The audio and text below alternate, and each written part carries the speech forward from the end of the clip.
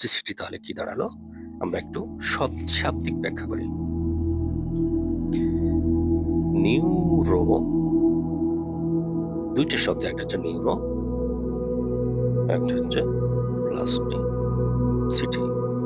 Neuro শব্দটা আসছে হচ্ছে নিউরন থেকে।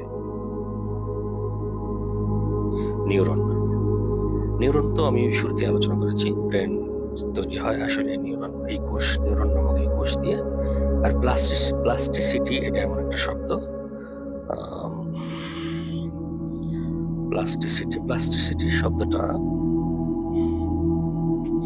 দেখেন এখানে মেনলি প্লাস্টিসিটির অর্থ হচ্ছে নমনীয়তা। নমনীয়তা কি? নমনীয়তা হচ্ছে আপনাকে ধরেন একটা রাবার, নমনীয়তা অনেকটা ইলাস্টিসিটির মতো। ইলাস্টিসিটি আর প্লাস্টিসিটি দুটোর মধ্যে পার্থক্য আছে, যদিও আমার এটা আলোচনার বিষয় না, একটু না বললে বুঝতে পারবেন না, অনেকে হয়তো একসঙ্গে গোলায় দিবে। প্লাস্টিসিটি আর ইলাস্টিসিটির একটু পার্থক্য বলি আমি।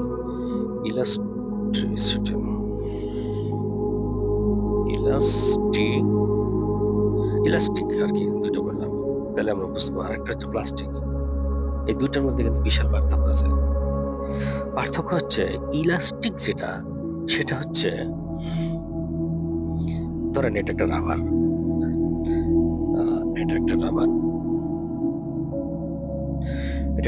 এখন এই রাবারকে আপনি যত এদিকে ভাসান বা এদিকে ছোট করেন বা এদিকে টেনে লম্বা করেন, আবার ছেড়ে দিবেন, আবার ঠিক আগের অবস্থায় আসবে। বুঝেন? কিন্তু আগের অবস্থায় কিন্তু আবার আসবে। যদি আগের অবস্থায় আসে তাহলে তার নাম ইলাস্টিক। সেই বস্তুটা ইলাস্টিক বস্তু, মানে সেটাকে স্থিতিস্থাপকতা আছে, ওটা স্থিতিস্থাপক বস্তু। কিন্তু প্লাস্টিক শব্দটা অন্য জিনিস। প্লাস্টিক হচ্ছে যে আপনি ধরেন এটা একটা রাবার, এই রাবারকে আপনি যখন আপনি ইচ্ছা করলে টেনে ছিঁড়ে আপনি নতুন করে রাবার থেকে, রাবারের যেমন আকৃতি আছে সেই আকৃতি, ধরেন এটা কথা আয়তাকার, আপনি এটাকে ছিঁড়ে আবার সুন্দরভাবে এটা স্কোয়ার করতে পারবেন।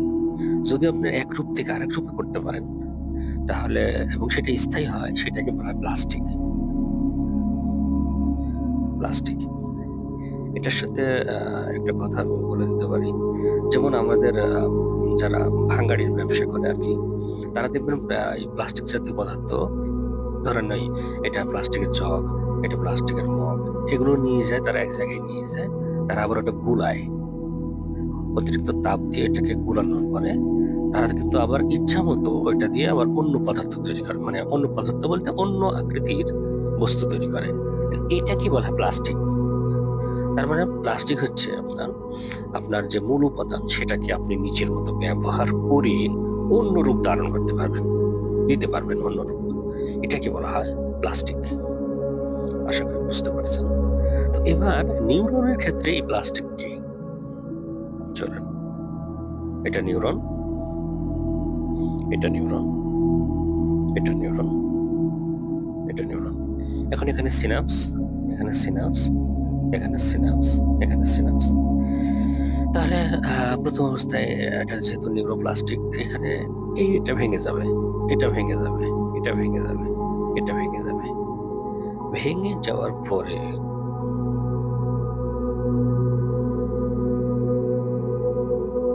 এটা ভেঙে যাবে, এটা ভেঙে যাবে, এটা ভেঙে যাবে। এখন ভেঙে যাওয়ার পরে যেটা হবে সেটা হচ্ছে এটার সাথে কথার কথা এটার হলো, আবার এটার সাথে এটার হলো, এটার সাথে আরো অন্য নিউরনের সংযোগ হলো, অন্য নিউরনের সংযোগ। এই যে আপনার যে একটা নেটওয়ার্ক ছিল, সেই নেটওয়ার্কটা ভেঙে গেল এবং মস্তিষ্ক এটাকে ভাঙতে দিল, দেওয়ার পরে আবার নতুন করে নিউরনগুলোকে সন্নিবেশিত করার জন্য অনুমতি দিল, এবং এটা সম্ভব, এবং এটা ব্রেনে এটাই হয়। এইটাকেই বলা হয় আসলে নিউরোপ্লাস্টিসিটি। নতুনভাবে আবার সংযোগ তৈরি করা যায়। তার মানে আমাদের ব্রেন সর্বদা পরিবর্তনশীল। আমরা যেকোনো বয়সে, যেকোনো অবস্থায় আমাদের ব্রেনকে যেকোনো পরিস্থিতিতে আমরা পরিবর্তন করতে পারি। ব্রেনের যে নেটওয়ার্ক আছে সেই নেটওয়ার্ক নিয়ে। চলুন।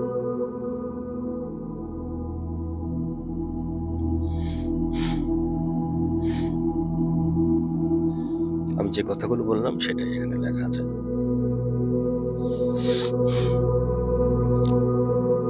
এখানে লেখা আছে। আচ্ছা, এখানে লেখা আছে দেখেন, how the brain changes. Brain কিভাবে চেঞ্জ হয়, কি হয়?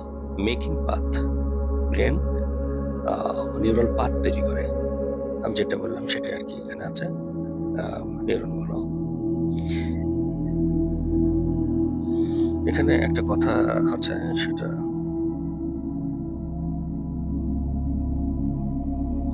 এখানে একটা কথা বলা আছে, সেটা হচ্ছে যে ধরেন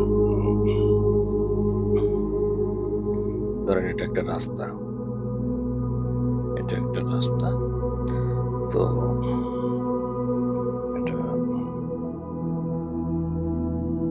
এটা একটা রাস্তা। তো এখন এই রাস্তা দিয়ে মানুষ যত চলাচল করবে, সেই রাস্তাটা তত পাকাপোক্ত হবে। কথার কথা, এখান থেকে এদিক দিয়ে আমি একটা রাস্তা তৈরি করবো। তাহলে বলেন তো, এই রাস্তাটা তৈরি করার জন্য আমাকে এই পাশ দিয়ে অনেকগুলো মানুষ যেতে হবে, বা আমাকে বারবার এই জায়গাটা দিয়ে এই রাস্তা দিয়ে চলাফেরা করতে হবে। তাহলে কোনো পথকে যদি আমরা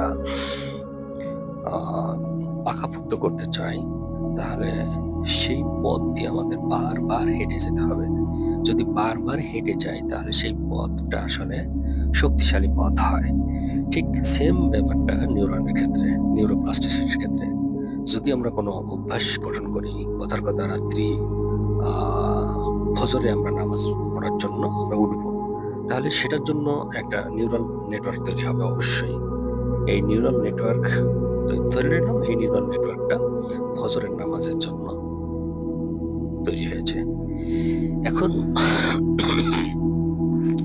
ফজরের নামাজের জন্য যে নিউরাল নেটওয়ার্কটা তৈরি হয়েছে, কিন্তু এটা আমি একদিন যাই না, বা একদিন পড়ি না, তাহলে এই নেটওয়ার্কটা কিন্তু আস্তে আস্তে কিন্তু ভেঙে যাবে।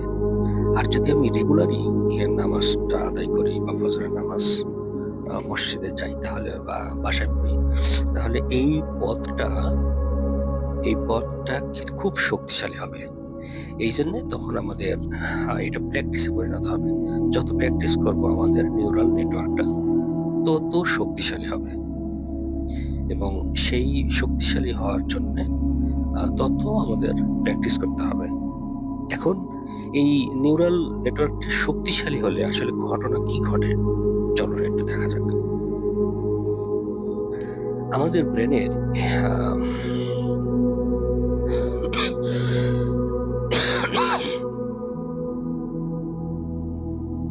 আমাদের ব্রেনের হিপোক্যাম্পাস নামে একটা জায়গা আছে, এটা ব্রেন, এটাকে বলা হিপোক্যাম্পাস। হিপোক্যাম্পাস কিন্তু আসলে আমার স্ক্রিনটা ছোটর জন্য দেখা যাচ্ছে না।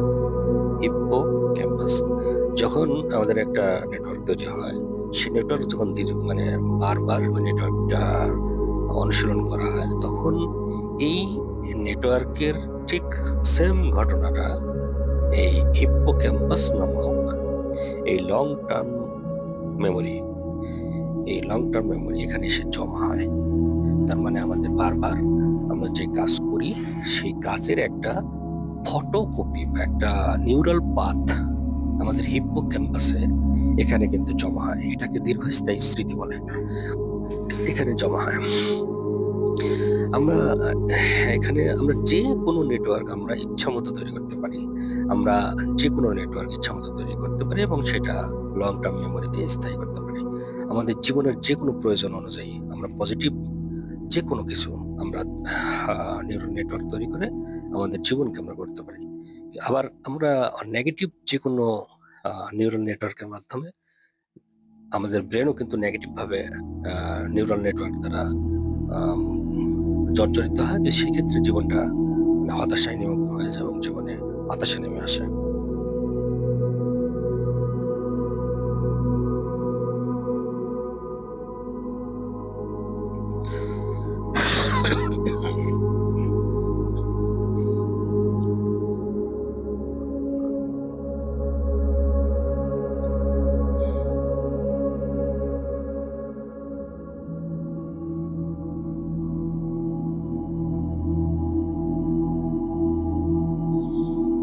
আচ্ছা,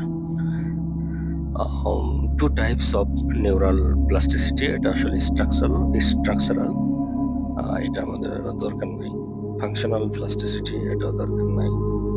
আমাদের মেন যেটা দরকার সেখানে হচ্ছে কোর মেকানিজম। আমাদের নিউরাল নেটওয়ার্কটা আসলে কিভাবে তৈরি হয় এটা একটু জানি আমরা আমাদের আকাঙ্ক্ষিত আলোচনার মধ্যে চলে যাব।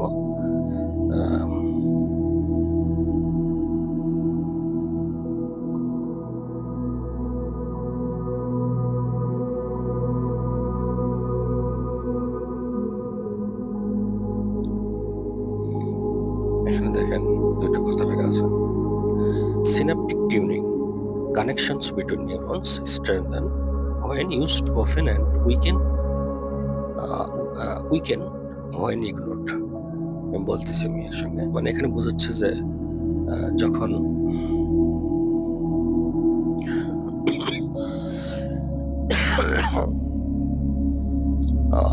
যখন এটা একটা নিউরাল নেটওয়ার্ক, বলা হচ্ছে এই কাজ আপনি এই সাইকেল চালানোর কাজটা আপনি যত করবেন আপনার এই নিউরাল নেটওয়ার্কটা তত শক্তিশালী হবে। কিন্তু যদি সাইকেল চালানোর সময় একসময় বাদ দিয়ে দেন, 1 বছর 2 বছর 3 বছর 4 বছর 5 বছর, এক সময় এই নিউরাল নেটওয়ার্কটা এই আস্তে আস্তে ভেঙে যাবে। তার মানে দীর্ঘস্থায়ী ভাবে যদি আমরা কোনো কাজের চর্চা না করি, তাহলে সেই কাজের জন্য যে নিউরাল নেটওয়ার্কটা তৈরি হয়েছিল সেটা আস্তে আস্তে ভেঙে যাবে। তার মানে স্মৃতি থেকে আমাদের আস্তে আস্তে চলে যাবে। এটাই কিন্তু মেন কথা এখানকার।